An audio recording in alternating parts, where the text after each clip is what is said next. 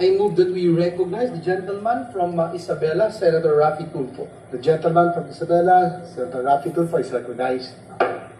Thank you, Mr. President. Mr. Senate President, thank you for your observation in the situation of our energy industry.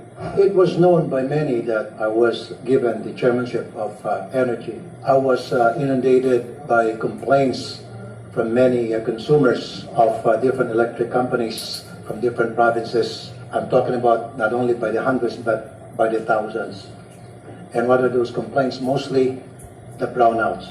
But of course, the issue of lowering electric rates is very important, and I have to tackle that later on. But for now, it's about the brownouts. This has been lingering for a long time. In some provinces, it has been a decade-long problem that hasn't been addressed, and I don't know why. I don't know what government agencies that regulate these electric companies are doing. Natutulog ba sila sa kangkungan? Nagtatanga-tangaan ba sila? O talagang tanga sila? I'm sorry for the word.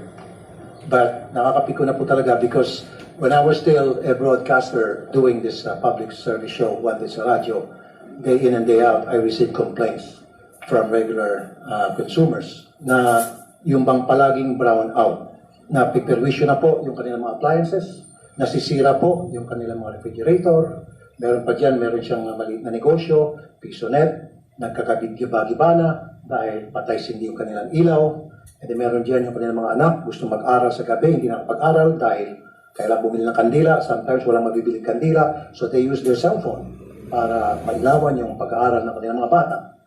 That should not happen anymore. And adding insult to injury, palagi na nga po nagpa-brownout, there are some electric cooperatives na meron pong kapal na mukha na maniningil pa po ng mahal at nagbabanta pa kapag hindi nagbayad ng mahal na singil nila, puputulan po sila ng kuryente. And another insult to the consumers, there are some electric companies like OWNER sa may Mindoro, hindi na po sila kapagbigay ng maayos na serbisyo sa kanilang pagbibigay ng kuryente. May gana pa po silang humingi ng salary increase. When I say salary increase, I'm not talking about cents and pesos. I'm talking about hundreds of pesos. From 70,000, humingi silang increase, gawin silang 150,000 a month. Hindi ba kakapalan ng mukha yan? And isa pa, hindi na po sila kapag-servisyo dahil nagka-COVID for the past 2 years. And then come December, then humingi po sila ng bonus. 200% bonus. Napagbigyan. Ang tanong, anong ginagawa ng ERC, ng National Electrification Agency, na siya mga nag-regulate, nag-monitor nitong mga electric cooperative? What are they doing? Why they have approved these increases? Dahil ba sila ay talagang tamad lang? O dahil ba sila ay kaibigan nitong mga electric companies? I'm sorry, the good lady Senator Risa Ontiveros here said na kailangan natin tulungan itong mga electric cooperative. And I agree, so that they can give us quality service. I really agree. Pero, bago natin sila tulungan, bago sila tulungan ng gobyerno, tulungan muna nila ang mga naghihikaw sa nating mga consumer. I think that is my stand. Because right now, all over the country, I'm talking about by the dozens of electric cooperatives, are remiss of giving quality service sa kanilang mga consumer at palagi na lang pong brown out. And when it comes to monitoring, I wonder anong ginagawa po ng mga government agencies na sana sila nag-regulate. I don't know what they've been doing at approve lang po sila ng approve. That's why isa po sa mga gagawin ko is kapag nag-renew po ng kanilang mga prangkisa, ito mga electric companies, cooperatives, there has to be a technical review. That has been struck down. Before, nireview po yan ng NEA bago maipasa po sa Kongreso, sa lower house and upper house. Now, wala na po. All or any of the electric companies that would like to have a franchise, all they need to do is just submit to Congress yung kanilang willingness na magkaroon ng electric company, papakita lang na meron silang pera, capable sila na mag-put up a electric company, and then they have a legal technicality know-how. Pero, ito po, pero hindi po kasama sa requirement na itong mga electric company na nag-apply, they should have technical know-how. Because some of them, they don't know what they're doing. Basta, andar lang sila ng andar, singil ng singil, tama na. Okay. Now, first and foremost, that has to be addressed, Mr. President. I really understand na kailangan mapababa po natin ang presyo ng kuryente, pero for me, talagang yung brownout has to be addressed. Because even while we speak, tuloy-tuloy pa rin po pumapasok yung mga complaints sa aking radio program by the thousands na sabi ko kanina earlier, and the complaints are mostly brownout. They didn't say na mahal ang singil na kuryente, ayaw na namin dahil pagkamahal-mahal. No, they didn't say that. What they've been saying is, walang problema kung magbabayad kami ng mahal as long as they deliver.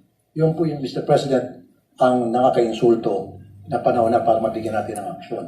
Now, doon naman po sa sinasabi ninyo na kailangan babaan po yung electricity rates.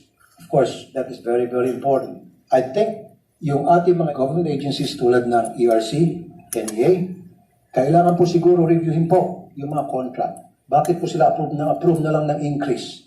Justifiable ho ba yung mga increase na ni-request nito? Ito mga kooperatiba? Nadi-justify ba? O baka naman, ito mga, I'm sorry, mga taga-ERC at NEA, siguro nakapikit kayo nung ina-approbahan nyo yung request ng rate increase. Now, I think it's about time na kailangan ma-review po ang performance nitong mga kooperatiba, what have been they doing, what are they doing, and what has been done para ma-address yung mga problema, especially sa brownout. Kasi before we talk about them increasing, asking for increase, 18 pesos, may 19 pesos, dapat ma-address nila muna ang problema sa brownout. Mabalik po tayo dun sa Mindoro.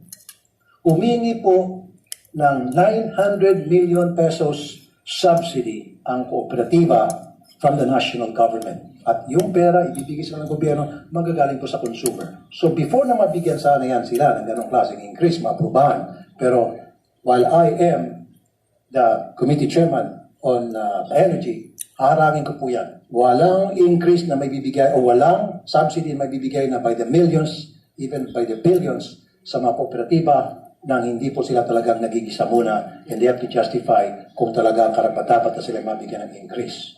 Now, Mr. Senate President, bilang pagtugon po sa inyo pong privilege speech, this is what I'm going to do in support of your privilege speech. I have passed just this morning a resolution to investigate the electric cooperatives that pass on the cost to the consumers. I will make sure to hold liable all those in our government that approve without prior proper study to how it affects the consumers of electricity. I will schedule at the soonest possible time the hearing of this investigation in aid of legislation to make sure the Senate as a body addresses the need of the people.